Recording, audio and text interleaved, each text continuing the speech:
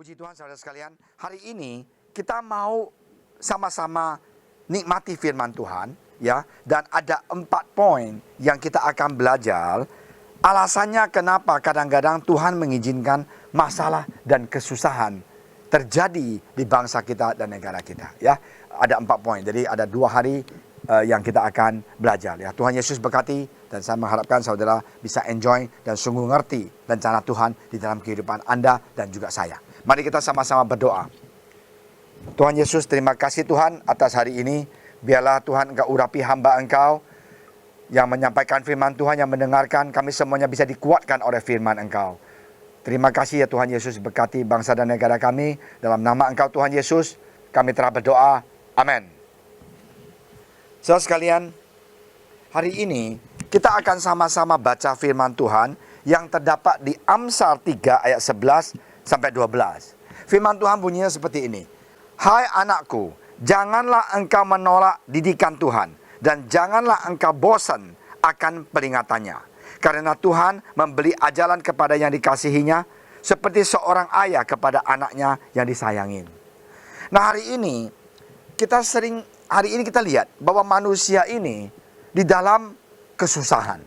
Saya bilang dunia, ya, bukan hanya negara Asia ataupun Eropa ataupun Amerika, tidak. Ini semuanya di seluruh dunia. Ya, tetapi kita lihat ini semuanya terjadi ada hikmahnya. Bahwa sering sekali manusia berbalik pada Tuhan setelah mengalami kesengsaraan ataupun kesusahan. Kita lihat negara Italia. Baru 3-4 bulan yang lalu mereka pesta apa? Pernikahan homo.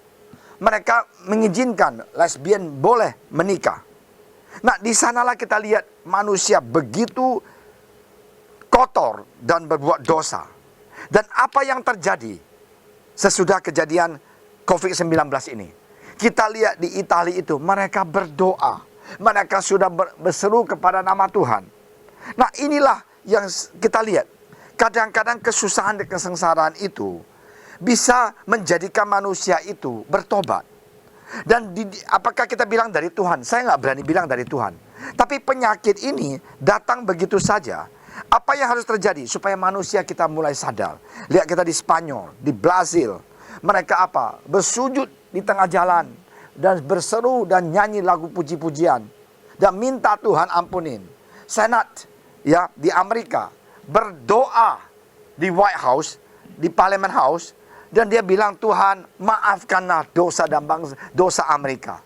Dan begitu panjang dia senatornya itu berdoa, saya juga terharu. Bahwa dia senator itu mengatakan Amerika telah berbuat banyak dosa.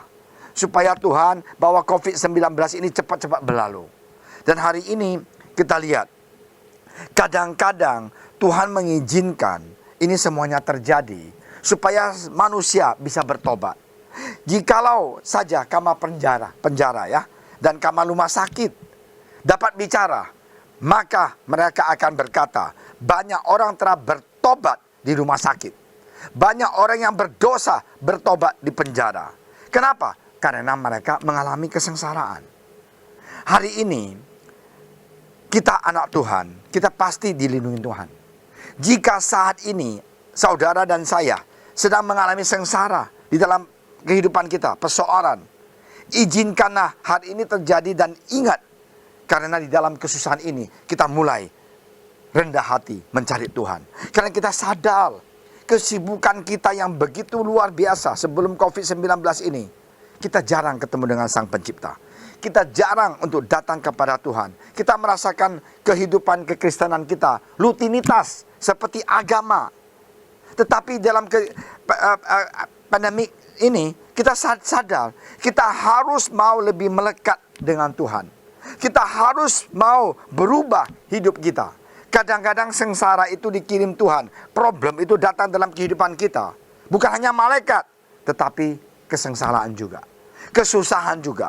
Kita lihat banyak yang di PHK. Ratusan ribu bahkan jutaan orang. Banyak perusahaan yang sengsara. Banyak toko-toko yang belum buka. Banyak restoran yang PHK. Ini semuanya adalah problem buat kita semuanya manusia. Tapi ingat satu hal, bahwa Tuhan Yesus senantiasa akan mendampingi kita. Ada 4 hal yang saya mau diskusi di sini, yaitu kita lihat. Pertama, Allah mengizinkan sengsara itu datang dan masalah itu untuk menuntun kita mengenal Dia dan kasih-Nya lebih dalam, luas dan ajaib. Inilah yang pertama. Ingat saudara sekalian, jangan kita ngeluh. Tuhan mempunyai rencana di balik semuanya ini. Di dalam kesusahan kita, pasti ada mujizat yang akan terjadi. Kita lihat Naomi. Ya, dia adalah seorang yang luar biasa diberkati semuanya. Tiba-tiba suaminya meninggal, anaknya meninggal. Ini semuanya Tuhan mengizinkan terjadi dalam kehidupan Naomi. Tapi ingat, akhirnya kasih Tuhan itu diperlihatkan. Nah, sebab itu saudara sekalian, janganlah keraskan hati kita kalau Dia menegur kita. Dia itu adalah Tuhan.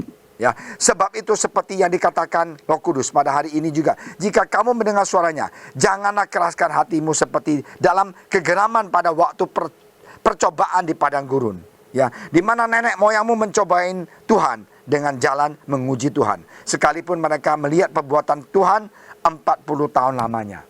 Jangan kita mengeluh, jangan kita caci maki Tuhan dan jauh dari Tuhan. Ingat bahwa kasih Tuhan itu akan diperlihatkan. Dan yang kedua, Allah mengizinkan sengsara dan masalah untuk membentuk watak dan karakter kita. Ini penting sekali, di mana karakter kita, watak kita itu beda sebelum ada pandemi dan COVID-19. Kita kemungkinan sombong, kita kemungkinan kurang berdoa, kita kemungkinan malas ke gereja, kita malas untuk ikut persekutuan doa, connect group. Janganlah kita seperti orang yang tidak mau berubah. Marilah kita menjadi anak Tuhan yang mendekat dengan Tuhan. Setelah Naomi kembali ke Moab, setelah banyak masalah dia hadapi, ia begitu rendah hati dan berkata, jangan sebut aku Naomi, sebut aku Mara. Kenapa? Karena Tuhan mengizinkan itu, kepahitan semuanya terjadi dalam kehidupan dia. Watak dan karakter Naomi itu dirubah menjadi yang begitu rendah hati. Ingat anak yang sulung itu, Bapak berikanlah harta saya semuanya. Dan dia pergi ke jauh dan dia pesta pora, dia habiskan hartanya. Sesudah kesusahan menimpa hidup dia kembali ke bapaknya. Satu perkataan yang sungguh menyentuh hati kita. Kita lihat anak ini karakternya dirubah 180 derajat. Aku tidak layak lagi katanya disebut anak bapak. Jadikanlah aku sebagai salah seorang upah bapak. Di Lukas pasal 15 ayat 19. Dia bilang jangan jadikan saya anak lah. Jadikan saya budak yang bekerja. Di ladang bapak saja saya sudah senang.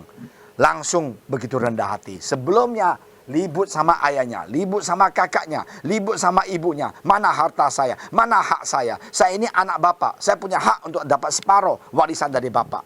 Sesudah dia susah, dibentuk dan apapun gak ada.